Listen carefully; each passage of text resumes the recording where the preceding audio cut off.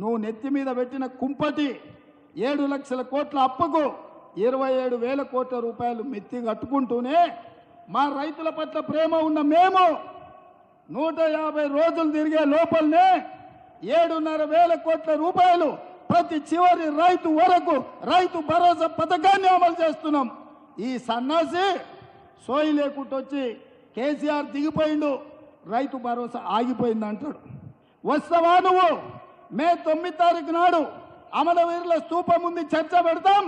అమరవీరుల స్తూపం సాక్షిగా ఈ రాష్ట్రంలో ఎవరికైనా ఏ రైతుకైనా అది ఖమ్మం కావచ్చు, కొత్తగూడెం కావచ్చు, ఆదిలాబాద్ కావచ్చు, అలంపూర్ కావచ్చు, అచ్చంపేట కావచ్చు, కొడంగల్ కావచ్చు, లేకపోతే మదిర కావచ్చు, ఏ రైతుకైనా ఈ నెల 9 తారీఖు లోపల ఏ ఒక్క రైతుకైనా బకాయి ఉంటే నేను సవాలు చేస్తున్నా, అమరవీరుల స్తూపం